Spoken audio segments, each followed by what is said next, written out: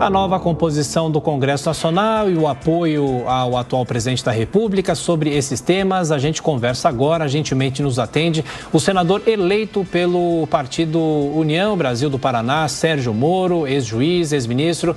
Tudo bem, ministro? Muito obrigado, parabéns pela eleição, obrigado por estar aqui conosco na Jovem Pan. Bem-vindo. Bom dia, ministro. O senhor declarou apoio ao presidente Bolsonaro nessa campanha, inclusive participou de um debate com ele na TV Bandeirantes, aconselhou, gravou vídeos para sua propaganda eleitoral, mas recentemente fez acusações muito sérias contra o presidente da República. Eu gostaria de retomar algumas e eu cito, em relação à interferência da PF, por exemplo, o senhor disse o seguinte em abril de 2020... Abre aspas, o presidente me disse mais de uma vez expressamente que ele queria ter uma pessoa do contato pessoal dele, que ele pudesse ligar, pudesse escolher informações, escolher relatórios de inteligência, seja diretor, seja superintendente. Em relação aos inquéritos do STF, também em abril de 2020, o senhor disse que o presidente me informou que tinha preocupação com inquéritos em curso no STF e a troca seria oportuna na Polícia Federal por esse motivo. E mais recentemente, o senhor disse o seguinte, em abril de 2022, ou seja, desse ano, assim como Lula, Bolsonaro mente, nada do que ele fala deve ser levado a sério. Mentiu que era a favor da Lava Jato, que era contra o Centrão, mentiu sobre vacinas, mentiu sobre a Anvisa e o Barra Torres, mentiu sobre mim. O senhor retira todas essas críticas ou o senhor se arrepende de ter deixado o governo dele ou mantém as acusações de que o presidente interferiu na Polícia Federal? Amanda, bom dia, Para ser muito claro, eu vou ser um senador independente. Eu fui eleito aqui no Paraná, não tive nem o apoio do Lula nem do Bolsonaro, fui um candidato independente, eles tinham seus próprios candidatos. E eu mantenho minhas divergências em relação ao Bolsonaro e não pretendo reescrever o passado. Agora, muito claramente, nós estamos num momento crucial para a República, para a nossa democracia, no qual um candidato, que é o Lula, que foi condenado por corrupção em 3 instâncias, e ali você tinha uma corrupção vinculada a um esquema de poder. Se fala muito em proteção da democracia e realmente isso é fundamental. Entretanto, nós tínhamos ali um esquema de corrupção que corroía a nossa democracia por dentro. Isso a gente já viu no mensalão, que era compra, segundo a descrição do Supremo, compra de parlamentares por suborno para dar sustentação ao governo federal do Lula. Depois nós vimos no Petrolão o loteamento, o entranhamento da corrupção na máquina pública, focado especialmente na Petrobras, mas não tão somente, para arrecadar suborno, não só para diretores da Petrobras, mas igualmente para partidos políticos e agentes políticos. Diretores estes da Petrobras, os 3 principais, Nestor Severo, Paulo Costa, Renato Duque, que foram nomeados pela caneta do senhor Lula. Então, eu me posiciono contra esse projeto de poder que está manchado por escândalos de corrupção que corroeu a nossa democracia. Além de eu ter entendimento, Amanda, que a pauta econômica do PT não é condizente com uma economia moderna. Eu tenho um receio do que pode acontecer com o país, do ponto de vista econômico, e basta a gente olhar para o nosso vizinho, a Argentina, do Hernandes e da Kirchner, e aqui a gente não quer fazer se interferir em assuntos de outro país, mas tem uma inflação de 60% e a pauta econômica é muito semelhante àquela defendida pelo PT e pelo Lula. Então, eu estou me posicionando nessas eleições, no segundo turno, apoiando um candidato em virtude dos vícios do outro candidato. Deixar muito claro também que antes eu lutei por uma terceira via. Inclusive, eu apresentei o meu nome para ter uma alternativa. Eu sou particularmente contra essa polarização. Mas a polarização tendo se firmada no segundo turno, é necessário fazer uma escolha. E eu não sou favorável ao projeto de poder do Lula e do PT. Acho que seria desastroso, tanto do ponto de vista moral, como do ponto de vista econômico para o Brasil. Amanda, mais uma? Ministro, o senhor descreveu aí um processo de desmantelamento da Operação Lava Jato, mas isso aconteceu durante o atual governo Jair Bolsonaro. O senhor cobrou independência e autonomia do Ministério Público e o senhor acusou o presidente de interferência na Polícia Federal, ou seja, o que nós estamos vendo é um esgarçamento, um desmoronamento das instituições responsáveis por combater e por investigar a corrupção.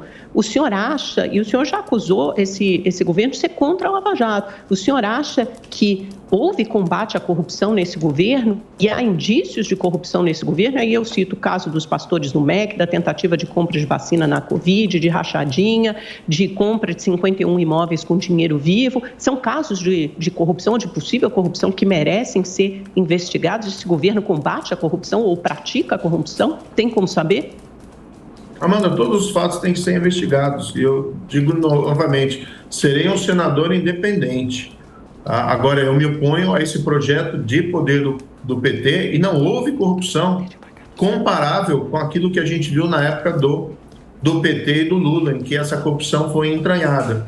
Também acho uma ilusão de muita gente achar que, caso o Lula seja eleito, vem aí uma democracia e um respeito às instituições. Nas próprias eleições de 2018, vamos lembrar, na agenda do PT, o que nós vimos era uma defesa de uma pauta de os reconhecimentos dos erros que haviam, é porque não tinham controlado a agenda das Forças Armadas e que tinham garantido autonomia ao judiciário, que teria gerado, né, a reação àqueles escândalos do PT.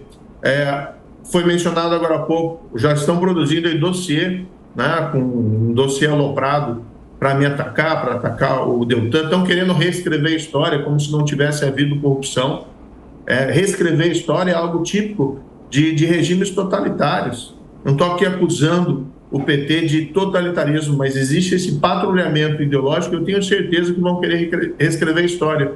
E vou te dar mais um exemplo. O PT busca no TSE a cassação da minha eleição, o desrespeito aqui ao voto de quase 2 milhões de paranaenses por motivos frívolos, por motivos banais. Então, cadê essa tal da democracia petista? O próprio Lula tem um vídeo que foi muito divulgado nas redes sociais, em que ele afirma categoricamente que, voltando ao poder, ele vai querer perseguir aqueles que foram responsáveis pela investigação na Operação Lava Jato. Essas são as palavras de um democrata? Não são. Então, acho que nós estamos vendo uma ilusão em relação à suposta democracia petista que voltaria no caso de um governo Lula. Agora, eu também vou dizer para você, eu não tenho medo de cara feia. E se acontecer, espero que não aconteça, a vitória do PT e do Lula, estarei na oposição e estarei defendendo as nossas instituições democráticas. Assim como se eventualmente ganhar o atual presidente à reeleição, estarei defendendo no Senado as pautas que reputo corretas, independentemente do assentimento ou não do governo. Eu não estou indo ao Senado como funcionário do Bolsonaro, eu estou indo sim como um senador eleito por quase 2 milhões de paranaenses e com uma responsabilidade para defender os interesses do Paraná e do Brasil. E nosso tempo está se esgotando. Em 1 minuto, se possível, por favor. Qual a opinião do senhor sobre a atuação do STF nos últimos tempos? A Suprema Corte abusa do poder, fere a Constituição. Como senador, o senhor votaria a favor de algum tipo de manutenção na Corte ou até mesmo a favor do impeachment de algum dos ministros do STF? Adriana, eu defendo uma reforma da Justiça mais ampla, tá? E que não seja necessariamente vinculada a um antagonismo ao STF. Eu até acho que é importante trazer o STF para essa discussão, os ministros do STF, que isso facilitaria um consenso para uma reforma da Justiça. O que eu defenderia? Fim do foro privilegiado, prisão em segunda instância e mandato de 12 anos para os novos ministros do Supremo Tribunal Federal. Não para limitar o período dos atuais, que eu acho que isso é mudança das regras do jogo. Também sou contra aquela história de ampliação de número de ministros, acho que isso não funciona. Isso segue um caminho também que é ruim para o país, né? O pessoal às vezes reclama, tem 11 problemas no Supremo, se ampliar para 16, você vai ter 16 problemas. No fundo, o que a gente precisa fazer, tá, é uma reforma das competências do Supremo para também evitar essa excessiva judicialização da política. E os partidos têm que fazer uma autocrítica, porque é eles que levam muitas vezes essa judicialização. A gente estava falando no início aqui das atuações do TSE, que muitas estão sendo avaliadas como censura, né? Mas quem leva essas discussões lá no TSE são os partidos políticos. Então, eles também teriam que ser censurados, vamos dizer assim, no sentido de reprovados, pelo fato deles promoverem esse cerceamento da discussão da liberdade de expressão e do livre debate eleitoral. Perfeito. Então, eu defendo sim uma reforma da Justiça, que não procure ali vilões dentro do Supremo Tribunal Federal ou dentro do Judiciário, mas que busque sim um aprimoramento das nossas instituições. E assim a gente consegue ter um debate mais saudável do que fulanizar esse debate. Ok, senador Sérgio Moro, obrigado mais uma vez, bom trabalho, até a próxima. Muito obrigado mais uma vez e uma boa semana ainda, né? Estamos na quarta-feira, uma boa semana para todos vocês. Muito obrigado.